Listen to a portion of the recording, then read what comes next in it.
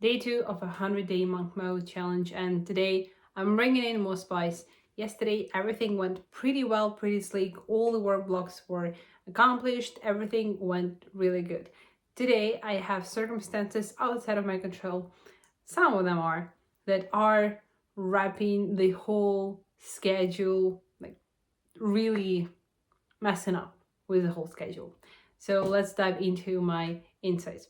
First of all, I wanted just to explain my day. It's hot summer, and body it gets really exhausted during the day during these working blocks yesterday, and then sport, and then having to cook to eat really healthy. You get around 7 hours of sleep since 9 to 4, like 9 p.m. and 4 a.m.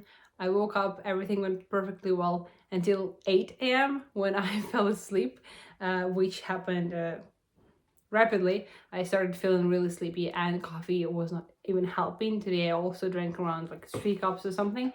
So I'm all in work mode, I'm all in productive, but I still got 2 extra hours of sleep instead of continuing and accomplishing my first work block. So it's okay. The insight from this is that sometimes things happen. Things would not go perfect, especially in this long challenge like 100 days, and especially with the agency that includes other people. So we have to stay flexible, and I had room for 2 to 4 hours of rest during the day that can be compensated by one of the work blocks. So it's good that the system is still working, and it doesn't matter that I messed up in the morning, I still keep going. And then in the middle of the day I had electricity cut, and it's still going on here. So I instead of doing the work, I would do sports, or I would cook, so that I would have a bit later work day today instead. So these are the circumstances that are outside of my control. I cannot do anything. I freaked out about it, obviously, but what can I do? I can just do my part, try to stay healthy, fit, meditate, do sport, do these 3-hour work blocks, and I already, like, my laptop already died. I worked out all that I could from it, and then I still using my 2 phones. So the insight is, if your system is a little bit flexible, has a little bit room for adjustments, that's gonna go perfectly, and no need to stick stiff to that. The second thing, I was learning today about partnership and partnership agreements, referral programs, also partnership in business.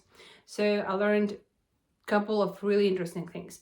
Partnership would be great both for people and for companies if you misalign or are controversial in these 3 things: money, knowledge, and time. If somebody has money, somebody hasn't knowledge, and same for time, then you are perfect fit for each other. If you have all the same, you do not have money, you do not have knowledge, and you do not have time, you are awful. You're set up for awful, the worst partnership. Then you should be aligned, on the contrary, in vision, mission, and values. So you should have the same goal and the way you're getting there. If somebody's goal is to sell the company, and other person's goal is to grow this company and keep the equity within these 2 partners, then you're misaligned in your goal, in your vision. If you are misaligned in values, somebody would work with gambling companies and somebody would not, then obviously these are different values.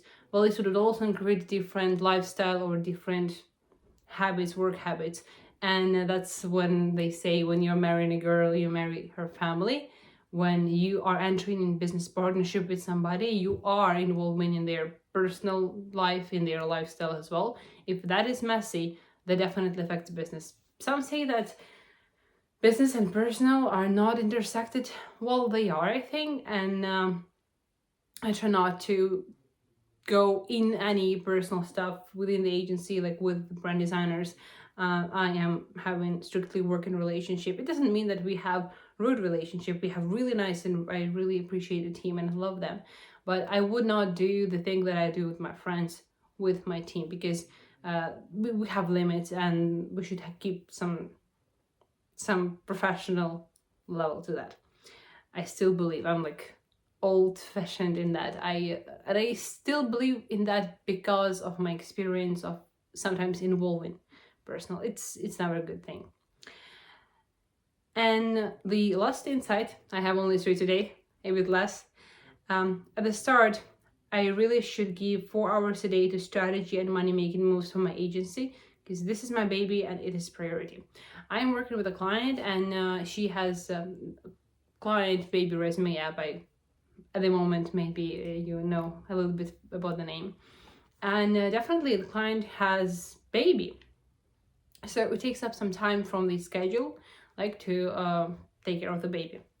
Now I have my own baby, which is the agency, and earlier on I neglected strategy time, lead generation time, and sales time for the agency, even though the agency is in its early days and it requires a lot of my attention. So I neglect that, and the payout is me not having clients, or us not being stable with sales, or not having settled down partnership agreements and partnership programs with our partners.